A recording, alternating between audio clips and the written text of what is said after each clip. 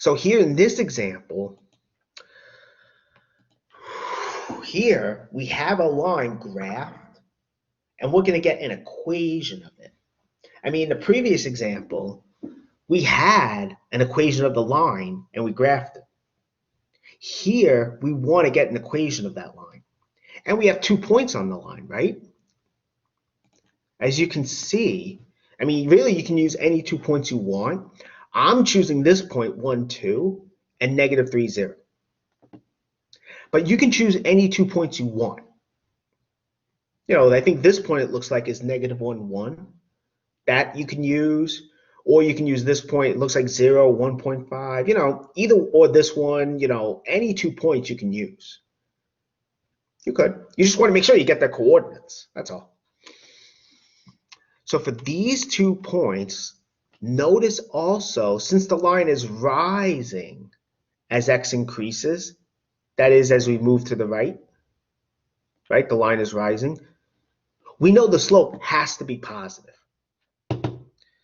We know the slope has to be positive. Okay. And that's what we're doing here. So if you calculate the slope, I'm using these 2 points, right? We have 2 minus 0 over 1 minus negative 3. 2 minus 0, 1 minus negative 3. 2 and 1, again, they come from the same point. 0, negative 3 come from the same point. So we get 2 over 4, which is a half. And again, we know it has to be positive, right, from the graph, and also even from these points. That's what I'm saying down here. If x increases, so if you go from one point to the other, x is increasing from negative 3 to 1. Y has to go from 0 to 2. So y is increasing as well. Hence, the slope has to be positive. You know, so if we somehow messed up the subtraction and got negative a half, then we know something's wrong. So that's what I'm saying down here. For these two, okay, sorry. Once we know the slope, we can use either one of these 2 points to get an equation of the line. For this point, I would have y minus 0 would be a half times x minus negative 3. Like so.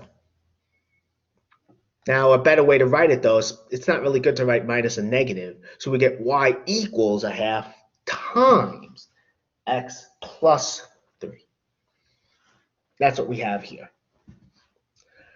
Okay, that's good. If instead I use this point, 1, 2, then we would have y minus 2 would be a half times x minus 1. Y minus 2 would be a half times x minus 1. And really, though, you can use any point on the line. I could have used this point if I wanted to get an equation of the line. You know, you just need a slope and any point on the line. Now, there's another form of writing a line you might be more familiar with. I know most students like it better. It's called the slope-intercept form. Namely, here, we have the slope, but we also have the y-intercept b. And using that, you can come up with an equation of that line. You know, remember the y-intercept b, that means the line crosses the y-axis through at number b. So, in other words, if x is 0, y has to be b. Okay. For instance, hold on. Okay. For instance, let's say we have these 2 points on the line. Let's get an equation for them. Right? So again, we need the slope, right? So we have 8 minus 0 over 2 minus negative 2, right? Again, change in y over corresponding change in x. Okay, so we get 2. So we know it has to be 2x plus b, but we don't have b though. Now, can we figure out what b is? Well, you can do that. Namely, both of these equations are, both of these points are solutions to this equation. Both of these points, they're solutions. So I can use either point to get b. Basically, if I plug the point into the equation, right? So for this point, if I replace x by negative 2 and y by 0, then the equation has to be true, and we can figure out what b is. That's actually what I'm doing here.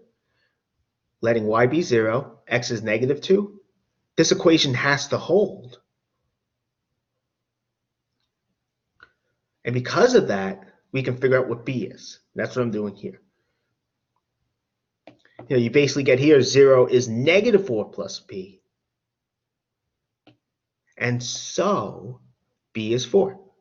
You could have used this point if you wanted to. You would have y would be 8 and x would be 2. You would still get b has to be 4. Either way, you're going to get this to be an equation of the line in slope-intercept form. That's what ends up happening.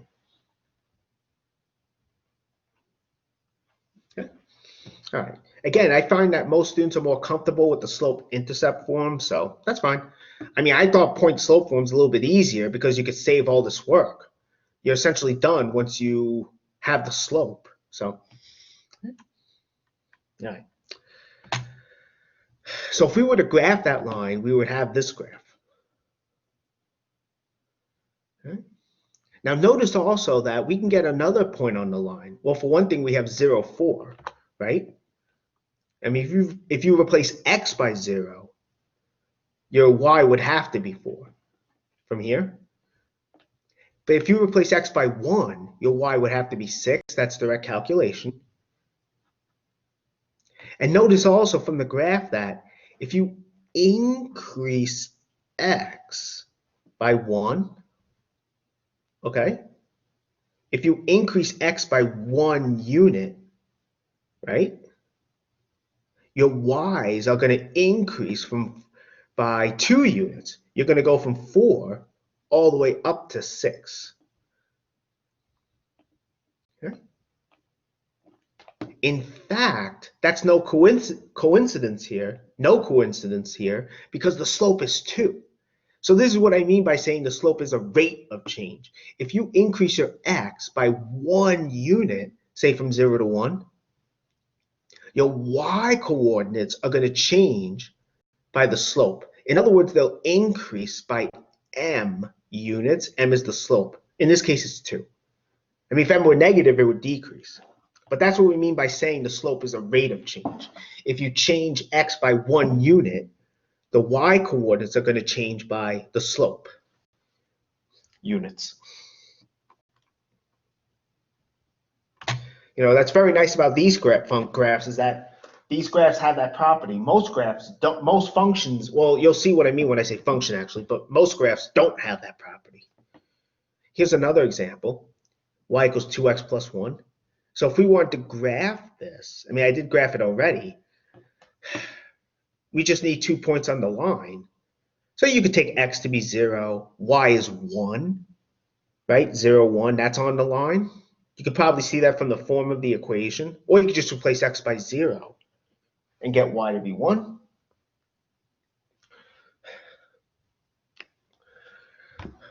But we need another point. Well, if I take x to be 1, y by direct calculation is 3. So if x is 1, y has direct calculation is 3. So 1, 3 is on the line. But again, notice that if x goes from 0 to 1, the y values increase by 2 units. M is the slope. Okay? That's what we have here. That's the line. Okay. But if you increase x by 1 unit, from 0 to 1, let's say, y is going to change. It's going to go up from here up to here, from 1 to 3. All right. All right, so those are some lines. Let me pause the recording.